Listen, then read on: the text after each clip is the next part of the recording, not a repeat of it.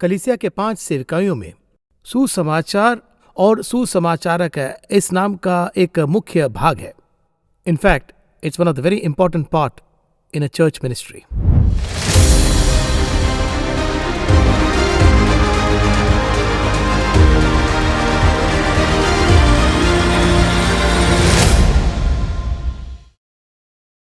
आइए सवालों से आरंभ करते हैं। Brother Jagan, welcome to the धन्यवाद।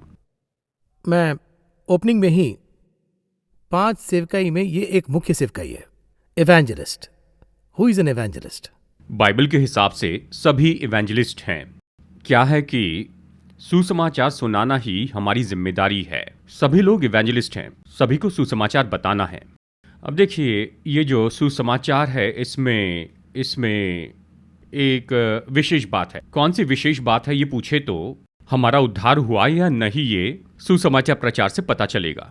ओह, ऐसा है कि ये छिपा हुआ फॉर्मूला है। उदाहरण के रूप में मैं यहाँ कहता हूँ, जैसे कि हमारा उद्धार होता है, प्रभु को स्वीकार करते हैं। उद्धार तो प्रोसेस है, ये तो आखिर तक है। जो अंत तक विश्वास करेगा उसी का उद्धार होगा। तो ये एक प्रोसेस है। इसमें पहली प्रोसेस है कि प्रभु को स्वीकार करते हैं, स्वीकार कर कलीसिया में आते हैं। ऐसे समय आते वक्त हम तो अपनाए जाते हैं, हमें बदलाव आता है। जो बदलाव है उसे कहते हैं कि ये तो उद्धार का आनंद है। भजन संहिता 51 में दाऊद उद्धार के आनंद के बारे में कहता है। उद्धार का आनंद क्या है? यीशु को स्वीकार करने के बाद हमारे पाप क्षमा हुए, ये भरोसा आत्मा में आता है, यानी प्राण में आनंद आता है, सोल में। देखिए, यही तो हमारे प्राण में परमेश्वर का रखा हुआ ये गुण है। अब उदाहरण के लिए ये दुनिया के तरीके का मार्केटिंग कहता हूँ। यानी कहिए कि आप किसी वस्तु को खरीद रहे हैं, तो खरीदते समय अगर वो सस्ता है, अच्छी क्वालिटी का है, तो दुकानदार आपको सबको बताने के लिए नहीं कहेगा। बाय डिफॉल्ट ही हम जाकर बताते हैं। माउथ मार्केटिंग भी इसे कह सकते हैं। ये जो है ये बिजनेस मार्केटिंग है। लेकिन अगर इसमें कहा जाए तो ऐसा है जिसे वैल्यूएबल मार्केटिंग कहते हैं। मतलब बिना खर्चे के, बिना कोई ऐड दिए लोगों का खुद ही जाकर कहना। ये जो स्वभाव है परमेश्वर ने हमारे प्राण में रखा है।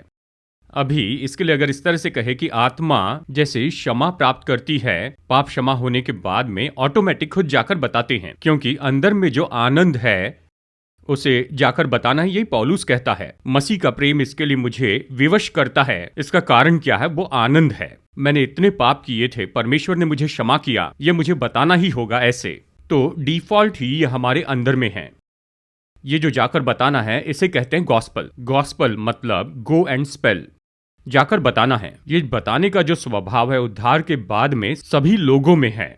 सही उद्धार पाने वाले सभी लोग बताएंगे। देखिए, पौलुस कहता है, शुरू में जब पौलुस का उद्धार हुआ तो उसकी आंखों पर छिलके थे और वो प्रार्थना करता और आंखों के छिलके गिर जाते हैं। अगले ही वचनों में बताया, और वो उठकर यीशु ही मसीह है, यीशु ही प्रभु है, इसका तुरंत प्रचार करने लग जाता है। इमीडिएटली। किसी ने भी नहीं बताया, किसी ने भी उसे बताने के लिए नहीं कहा था। इसलिए मैं कहता हूं, सुसमाचार बताने वाला कोई भी, किसी ने जबरदस्ती नहीं की कि जाकर तुम ये बताओ। वो आनंद पाकर ही इसे बताते हैं, शेयर करते हैं। यही है सुसमाचार, यही हमारी जिम्मेदारी है। हम सभी को सुनाते हैं। अगर सुसमाचार न बताए तो मुझ पर हा इस तरह कहता है, ये उद्धार पर सवाल उठाता है। तीखा खाने पर जीभ जलती है, जैसे कहते हैं ना। क्यों जल रही है? ये तीखे का इफेक्ट है। मिर्च बहुत अच्छी थी तो कुछ कहता है, कुछ नहीं, मुझे तो कुछ नहीं लगा, मेरी जीभ पर मिर्च नहीं लगी। बस यही है। उद्धार पाया तो सुसमाचार जरूर बताएंगे। किसी को जबरदस्ती करने की जरूरत नहीं है। अगर इस तरह से इस विषय को देखें तो सभी लोग इवेंजलिस्ट हैं। सबको सुसमाचार बताना है, ये बेस है। लेकिन इसके परे इवेंजलिस्ट की एक सेवकाई है। इवेंजलिज्म, सुसमाचार घोषित करना, यह ऐसा है। अब कलीसिया चलाने वाले और इवेंजलिज्म करने वाले कुछ फॉर्मूला यहाँ पर पौलुस कहता है कि बाइबल में है, जो परमेश्वर ने सिखाए हैं। अब देखिए, एक उदाहरण के रूप में कहता हूँ, अभी सुसमाचार प्रचार करने वाले सब लोग, मैं नॉर्मल सुसमाचार प्रचार करूंगा, ऐसे रहूंगा, नहीं। इवेंजलिस्ट की सेवकाई में आए तो उसे फॉलो करना होगा। देखिए, मैं सुसमाचार प्रचार कर रहा था एक समय तक। जब मैं कॉलेज में पढ़ रहा था तब यीशु को स्वीकार किया, फर्स्ट ईयर में। मुझे किसी ने भी नहीं बताया कि यीशु के बारे में बताओ। मुझे बस लगता था कि बताते ही रहो बाय डिफॉल्ट। तब देखिए, मैं कोई इवेंजलिस्ट नहीं था, मैं एक विश्वासी था। मैं बस बता रहा था। चर्च में ओपन एयर मिनिस्ट्री होती थी, मैं खुद जाता था, कोई नहीं बुलाता था। मैं भी आऊंगा, ऐसे कहा।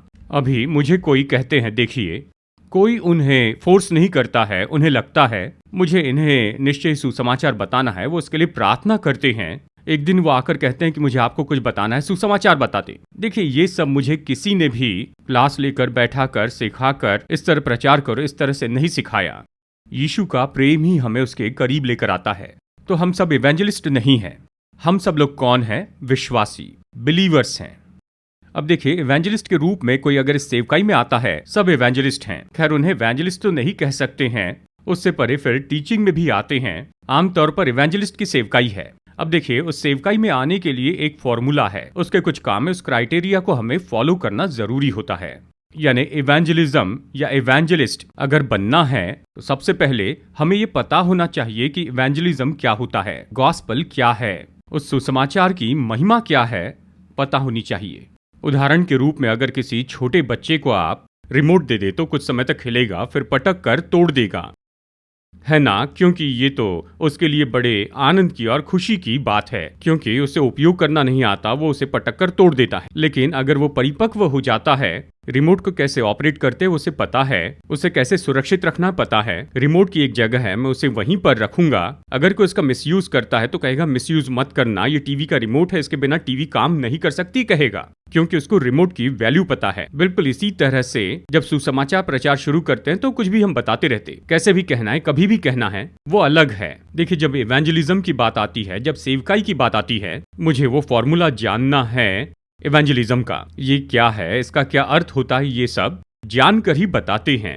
इवेंजलिस्ट होना सच में ये तो सेवकाई करने के लिए बहुत ही अच्छी बात है। देखिए, यही तो फर्क होता है।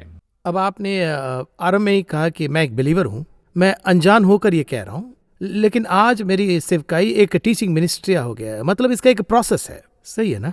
अब इस प्रोसेस में मेरे लिए यही सेवकाई है, एक कॉलिंग है। हम कहते हैं कलीसिया के अंदर 5 अलग अलग सेवकाई हैं, तो कैसे पता लगाएं कि कौन सा मेरे लिए? ऐसा है कि ये कॉलिंग कहाँ से आती है ये पूछे तो यानी देखिए, इस तरह से कह सकते हैं कि पहले पॉलिटेक्निक कॉलेज में जाते हैं, वहाँ कॉलेज में जाते हैं, फर्स्ट ईयर सभी के लिए कॉमन होता है।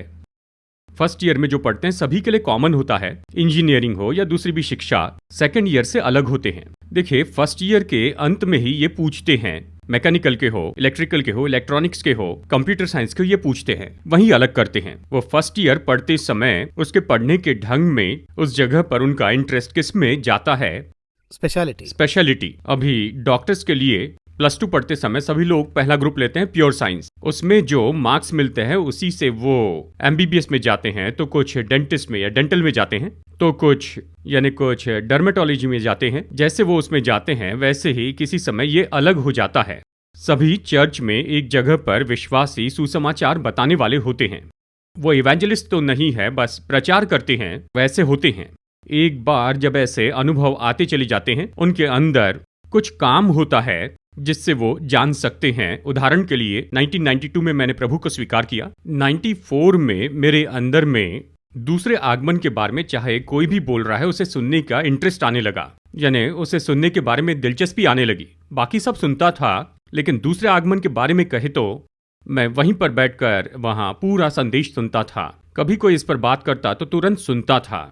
इस तरह दिलचस्पी आने लगी। उसके बाद में उसी के आधार पर, तब मुझे ये बुलाहट के रूप में नहीं पता था, ये तो कॉलिंग के लिए एक बेस था। परमेश्वर ने उस समय वो बीज बोया था। और उस समय मेरे एक मित्र थे, यानी उसी समय में, उस समय हम सब एक ग्रुप में थे। मैं दूसरे आगमन के बारे में दिलचस्पी ले रहा था, वचन में ये सब कुछ देख रहा था, पर भविष्यवाणी में उसकी बहुत दिलचस्पी थी।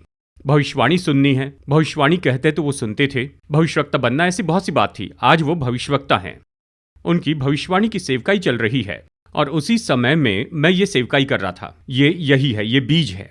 देखिए, एक समय आएगा इस तरह से उस बहाव में बहते जाएंगे। अगर हमारी दिलचस्पी आत्माओं को बचाने में है तो इस तरह से आगे बढ़ते जाएंगे। इवेंजलिज्म जो है इस तरह से होते जाता है। या कहिए, अगर पास्टर की बुलाहट है तो जाने बिना ही कलीसिया के लिए बोझ, एक पिता का स्वभाव। देखिए, पास्टर कोई साधारण नहीं है, वो कलीसिया के लिए एक पिता के जैसे होते हैं। जो पिता का हृदय होता है वो उनमें आता है। भविष्यवक्ता अगर हो तो उनमें उसका अनुशासन आता है। प्रेरित जो है एक अलग बुलाहट है। अब इसमें देखिए, जो प्रेरित होते हैं, बस एक जगह कलीसिया शुरू करके वहां पर कई साल तक बैठे रहना, ये विचार उनमें आता ही नहीं। मिशनरी थॉट उनमें होता है, मूवमेंट में होते, मिशनरी विचार होते हैं।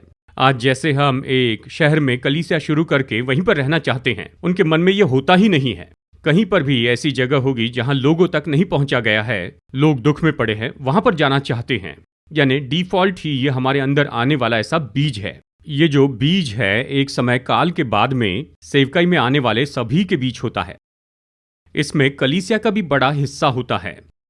अब ये बीज बोना किसका काम है? चर्च का काम है। देखिए, सभी की बुलाहट होती है। राजा होने के लिए, याजक होने के लिए प्रभु ने बुलाया है। यानी याजक होने के लिए या प्रीस्टहुड में उन्हें लाना, ये सच में बहुत बड़ा काम होता है। तो वो जो बीज है फैलाते फैलाते, ये जो बीज है इसमें से कोई आम का पेड़ बनता है तो कोई नारियल का पेड़, ये सब परमेश्वर देखते हैं। उसमें इंक्रीज भी प्रभु ही करते हैं।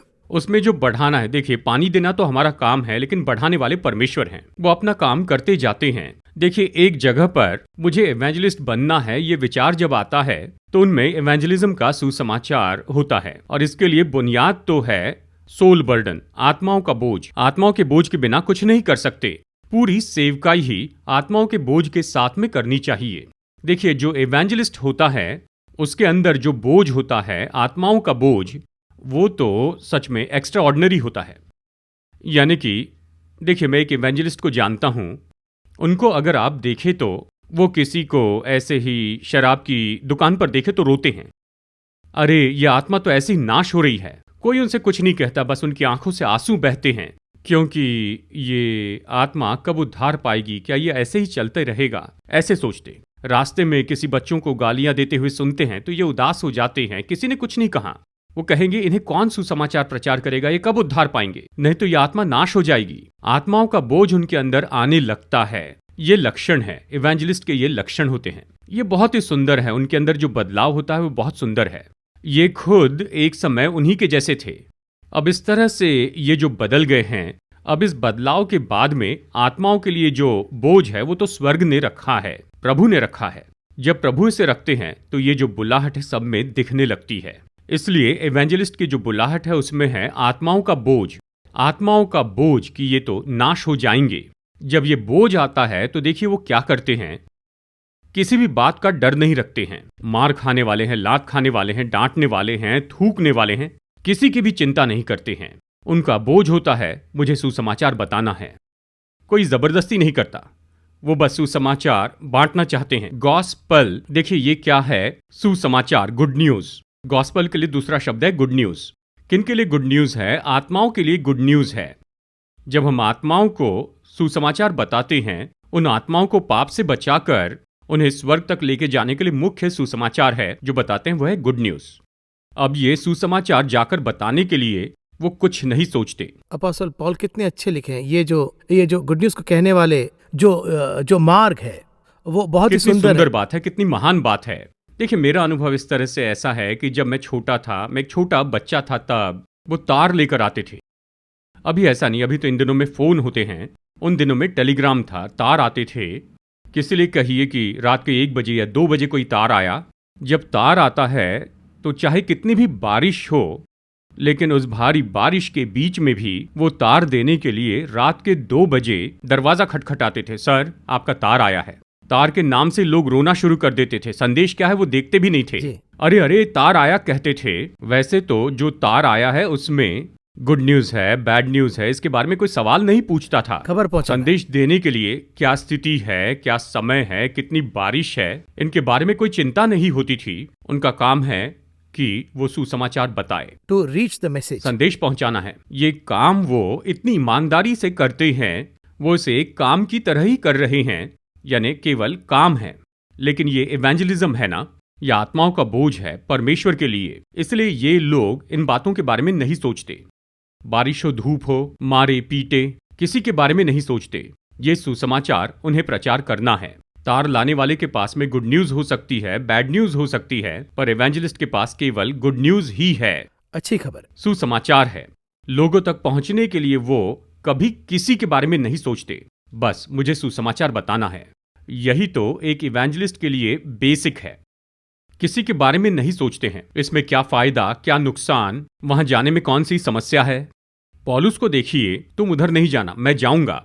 उन्हें तो एक स्टेज में कहा गया कि अगर आप जाएंगे तो आपको मार डालेंगे। देखिए, विश्वासियों का मरना सच में कोई बहुत बड़ी बात नहीं है। जी। कैसा है इसे देखिए। केवल पौलुस ही नहीं, लेकिन यहाँ पर सभी प्रेरितों को देखिए। केवल प्रेरित लोग ही नहीं, लेकिन आज भी देखिए कितने तो भी लोग हैं। देखिए मेरी सेवकाई में भी जब यंग एज में सुसमाचार बताने के लिए आए हुए मिशनरी लोग, और उससे भी परे, और हमारे समय में भी देखिए रिचर्ड वुमब्रान बड़ी पीड़ा में, बड़ी यातनाओं में भी प्रचार किया। उनकी किताब आप पढ़िए, उस समय उनके देश में जिस तरह से उन्हें सताया गया, यातनाएं दी गई, इन सब के बीच में भी मसीह के लिए समर्पण रखा, उनके बीच में भी प्रचार किया। देखिए वो जानते थे कि ऐसी दशा में भी सुसमाचार लेकर जाना है, क्योंकि इतने सताओं में भी सुसमाचार बताने की जरूरत क्या थी। सब कुछ भूलकर अपने पत्नी और बच्चों के साथ में आराम से अपना जीवन जी सकते थे। क्यों उन्हें इतनी मुश्किलें सहनी पड़ी?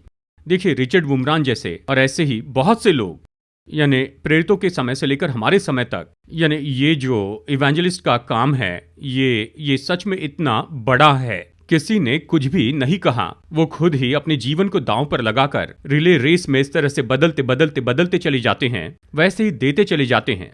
वही तो आज यहाँ इस पूरी दुनिया में सुसमाचार जो चल रहा है, वही गॉस्पल है। इसे बताने का जो बोझ है, उस समय जो बोझ था, वो आज भी हो, ये बहुत ही महत्वपूर्ण है।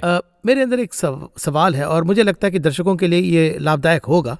जिम्मेदारी की हैसियत से मैं पूछ रहा हूँ, क्या इसे हम लाइटली ले रहे हैं, या इसके पीछे पवित्र आत्मा के एक अभिषेक भी है जिन्होंने इसे लिखा है?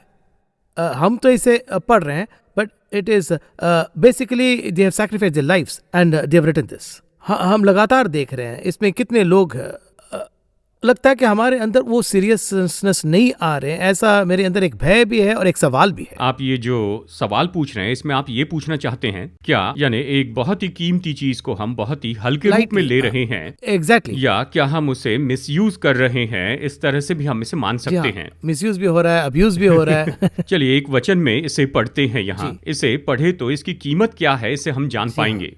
रोमियो में अध्याय 16 में वचन 25 और 26 में पौलुस ये कहता है, चलिए हिंदी में पढ़ता हूँ। अब जो तुमको मेरे सुसमाचार अर्थात यीशु मसीह के संदेश के प्रचार के अनुसार स्थिर कर सकता है, उस भेद के प्रकाश के अनुसार जो सनातन से छिपा रहा परंतु अब प्रकट होकर सनातन परमेश्वर की आज्ञा से भविष्यवक्ताओं की पुस्तकों के द्वारा सब जातियों को बताया गया है कि वे विश्वास से आज्ञा मानने वाले हो जाए। ये कहता है इस सुसमाचार के द्वारा तुम आज्ञा मानने वाले हो। ऐसे है। देखिए सच में क्या है, रोमियो की जो पत्री लिखी गई उस समय बड़ा वचन होता है, कॉमा वगैरह नहीं होते। इस वजह से बहुत से लोग इसकी गहराई नहीं समझ पाते। हाँ, और इसके पीछे भी माहौल देखेंगे तो पॉल भी इसे एक डिफिकल्ट टाइम में ही ऐसे समय में लिखता है। इसलिए देखिए रोमियो की पत्री के हर एक वचन को 5 मिनट 10 मिनट तक बार बार पढ़ते जाना चाहिए। इस वचन में क्या कहा है उसे जाने, क्योंकि यहाँ कॉमा वगैरह नहीं दिया है। अब यहाँ इस वचन में वो क्या कहने की कोशिश कर रहा है, सनातन परमेश्वर की आज्ञा से, ये तो बिफोर द क्रिएशन, परमेश्वर अनंत काल के हैं। अनंत काल के परमेश्वर ने आज्ञा दी, आदि काल से एक जगह पर रहकर, फ्रॉम क्रिएशन, सृष्टि के पहले से परमेश्वर ने आज्ञा दी, ऑर्डर दे दिया। कौन सी आज्ञा दी ये देखे तो यीशु मसीह का ये जो सुसमाचार है ये सीक्रेट रखा। ये सीक्रेट यीशु के आने के समय प्रकट हो जाए, बाहर आकर ये लोगों तक चले जाए, और इस तरह पूरा होने वाला विषय है। इस तरह ये रहस्य ही था। ये सब इसके अंदर है, ये सब इस वचन में है। सृष्टि के समय से शुरुआत से ही इसे छिपा कर रखा है, इसे शांति में रखा। अब जरा सोचिए, पहले 4000 साल आदम से यीशु मसीह तक, इन 4000 साल में ये सुसमाचार क्या है? साधारण रूप में एक सिंगल लाइन सुसमाचार क्या है? यीशु मसीह के लहू से सभी के पाप क्षमा कर दिए जाएंगे। यीशु मसीह हमारे लिए मर गए, जी उठे और वो फिर से आने वाले हैं। ये सुसमाचार है। यीशु का लहू सभी के पापों को क्षमा करता है। यीशु के नाम में हमारा उद्धार है। इसका बेस जो है वो यीशु का नाम है। यही पूरे सुसमाचार का बेस है। पूरे बाइबल का आधार, पूरे सुसमाचार का आधार तो यीशु मसीह है। केवल एक ही शब्द है, एक ही नाम है। यही नाम वो 4000 साल से पूछ रहे थे। कौन पूछ रहा था? आदम के समय से लेकर ये नाम इस तरह से छिपाए रखा। याकूब आकर पूछता है, उसका नाम क्या है? तुरंत ही, तुम क्यों पूछ रहे हो, ये एक रहस्य है। उसके बाद शिमशोन की मां पूछती है, तुम्हारा नाम क्या है? और फिर मूसा भी ये पूछता है, तेरा नाम क्या है? मैं आपके नाम को कैसे पुकारूं? हाँ, मैं इन लोगों को अपना नाम क्या बताऊंगा? देखिए, इस नाम को, यीशु मसीह के नाम को 4000 साल छिपाए रखा। यहाँ तक कि बड़े बड़े प्रॉफिट्स को मिलाकर सबसे छिपाया। इसी का नाम है सुसमाचार। सुसमाचार छिपाया। तुम सब रुके रहो, रुके रहो, रुके रहो, वो नाम एक दिन पृथ्वी पर आएगा। तो इतने साल से हम जिस चीज का इंतजार करते हैं वो कितना बड़ा खजाना होगा। हाँ, आदि से वो वहां पर था, फ्रॉम द क्रिएशन, तभी से छिपाए रखा और फिर एक दिन इसे 4000 साल के बाद में निकाल के दिया। ये तो रहस्य है जिसका खुलासा किया गया, और इस रहस्य को खोलने वाला ऐसा है कि 4000 साल तक छिपा कर रखा गया सीक्रेट, यही गॉस्पल है। गॉस्पल यानी क्राइस्ट, उसे हमारे हाथों में दिया गया है। तो हमारे हाथ में जो सुसमाचार, उसकी कीमत क्या है? आपने एक और एंगल में कहा था, क्या कहा था?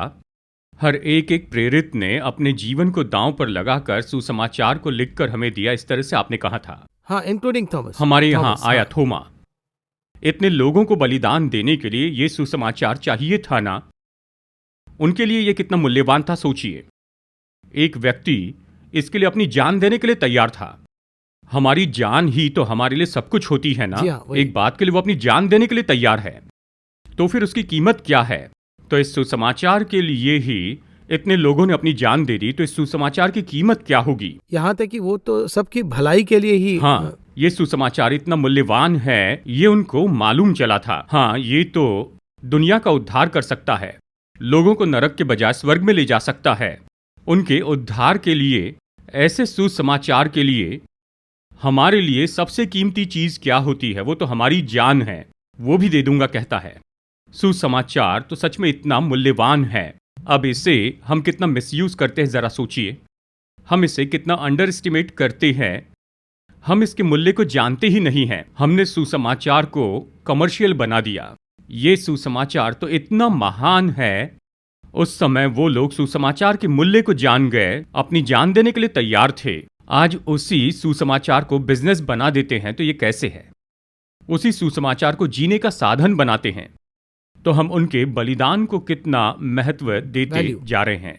आज देखिए, सबके लिए नहीं कह रहा हूं, लेकिन आज देखिए सुसमाचार के लिए, इस सुसमाचार के लिए देखिए कितने तो भी लोग जान देने को तैयार हैं। बहुत से लोग इसे पहुंचा रहे हैं, बताने का बोझ उनमें है, लोगों में यह उत्पन्न हो रहा है। यही सुसमाचार का मूल्य है। ऐसा है कि जो लोग सुसमाचार प्रचार की सेवा में आते हैं, तो बुनियादी रूप में जो विषय हमें समझना चाहिए वो क्या है? अभी आपके हाथों में जो है, यानी कहिए कि कैंसर की दवाई खोज निकाली है या कोरोना की दवाई खोज निकाली है, वो जो फॉर्मूला है वो ढूंढ निकाला है, उसे प्रिपेयर करके जब उसे सबमिट करने जाते हैं तो हमारी मनोदशा कैसी होती है? इतना बड़ा खजाना आज दुनिया को बताने जा रहा हूँ। इस दुनिया को नई बात बता रहा हूँ, दुनिया को बचाने जा रहा हूँ। ऐसे किसी बात को जब लेकर जाते हैं तो हमारे ऊपर कितनी जिम्मेदारी होती है, उससे भी लाखों गुना ज्यादा जिम्मेदारी सुसमाचार बताने वालों पर है। मुझे जाना होगा, उस मीटिंग में बहुत से लोग आएंगे, अगर वो मीटिंग खत्म होगी तो मेरा क्या फायदा? वहां पर बहुत से लोग होंगे तो भी बोलूंगा, ज्यादा नहीं हो तो एक भी होगा तो भी मैं उसे बताऊंगा। यीशु मसीह ने 5000 लोगों को बताया, वो सिंगल, और उसके बाद भी उसने सामरी स्त्री से भी बातें की। यहाँ इस बोट में चढ़कर वहां उस पार क्यों गए थे? अगर ये पूछे तो बस एक को दुष्ट आत्मा से छुड़ाने गए थे, उस एक व्यक्ति के लिए, सिर्फ एक के लिए। देखिए सुसमाचार का इतना मूल्य है। एक भी है तो एक आत्मा है, हजारों भी है तो भी वो आत्मा ही है, 1 लाख है तो भी वो आत्मा है। आजकल के इवेंजलिस्ट लोगों की, उनकी मनोदशा है। एक समय मैं इवेंजलिस्ट था, मैंने ये सब कुछ देखा है, इसीलिए ये सब बता रहा हूँ। उनकी मनोदशा क्या है ये पूछे तो, अगर मैं 1 से बात कर रहा हूं तो उतनी ही एनर्जी का उपयोग कर रहा हूं, और 1 लाख से बात करते समय उतनी ही एनर्जी का उपयोग करता हूं, तो वो इस तरह कहते हैं ये जो एनर्जी है मैं 1 लाख लोगों के लिए ही उपयोग करूंगा। यही तो बुद्धि है, ये ज्ञान है। इसे छोड़कर एक एक को प्रचार करो कहते हैं, एनर्जी वेस्ट करने के लिए कहते हैं। ये मेरी एनर्जी है, मैं इसका उपयोग कैसे करता हूं, इन बातों को थोड़ा दूर रखिए। परमेश्वर किससे क्या कह रहे हैं, केवल इसी बात को देखना है। परमेश्वर एक से बात करने के लिए कहे तो एक ही से बात करें। यीशु ने खुद ये किया, तो हम कौन हैं? क्या यीशु से बढ़कर ज्ञान है? यीशु ने क्या किया? 12 चेले एक शाम को कहा, तुम सभी अलग अलग दिशाओं में चले जाओ, मैं कल सुबह 9 बजे यहीं पर रहूंगा, तुम सब आ जाना। ऐसे कहा था या नहीं?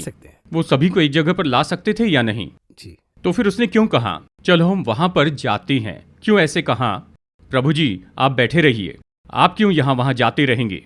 मैं और भाई यूहन्ना हम वहां पर जाएंगे, बोट लेकर उस तरफ जाते हैं, लोगों को आने के लिए कहेंगे, सबको एक जगह जमा करेंगे। प्रभु इस तरह एनर्जी क्यों वेस्ट कर रहे हैं? क्या ऐसे पूछा? पिता की इच्छा पूरी करना ही ये मेरा भोजन है, ऐसे कहा। एक से बात करनी तो एक से बात करें, पर आज ये पूछते हैं कितने लोग आएंगे? 100 लोग आएंगे। हाँ, 100 लोगों को प्रचार करना मुश्किल है, कम से कम 1000 लोग रहे तो मैं आऊंगा। क्यों? 100 लोगों को नहीं बता सकते, 100 लोग आत्मा नहीं है। ये पूछे तो कहते हैं 100 लोगों के लिए एक बार कहना होगा और 1000 लोगों के लिए दोबारा कहना होगा। ऐसे है कि एक जंक्शन पर आप बैठ जाइए और बस एक बड़े ग्राउंड पर जाकर वहां पर सभी को बुला ले तो एक ही एनर्जी में सभी लोगों को बता सकता है। इस तरह का दिमाग उपयोग करते हैं। परमेश्वर के सामने वो सही नहीं है। परमेश्वर कहते हैं तुम मैदान में मत जाओ, देखो इस गली में एक आदमी रहता है, उससे जाकर तुम बात करो। जो काम कहा गया उसे जो कहा है वो कीजिए। ये सुसमाचार है, यही सुसमाचार है। गो पहले और स्पेल तो बाद में है। First go. कहां जाए? जहां मैं कहता हूं वहां जाओ। कितने हैं? 2 है, 3 है, 5 है। क्यों जाना है? क्योंकि आपके पास में वो दवा है, आत्मिक दवा है। वो एक के लिए भी चाहिए, हजारों के लिए भी चाहिए। ग्राम चुनाव के समय देखिए, किसी पहाड़ के ऊपर के किसी गांव में केवल 15 या 20 लोग वहां हैं। उन लोगों ने वोट देने चाहिए। इसलिए सरकार क्या करती है, एक बक्से में एक इलेक्शन मशीन रखते हैं, संभाल कर जाते हैं, इलेक्शन ऑफिसर भी जाते हैं। ये तो उन 10 वोट की वैल्यू है ना। अरे केवल 10 लोग हैं, छोड़ दो, कोई बात नहीं। वही सारा काम हम यहाँ पर 1000 लोगों के लिए करेंगे। देखिए, हर एक नागरिक का सेम वैल्यू होता है, तो each and every soul has the same value. यही तो सुसमाचार का बुनियाद है, बेसिस है। अगर इसे हम समझ लेते हैं, इसका बेस तो आत्माओं का बोझ है, वो आ जाएगा तो ये आ जाएगा। यही है। आज अब बस 30 सेकेंड्स ही बचा है।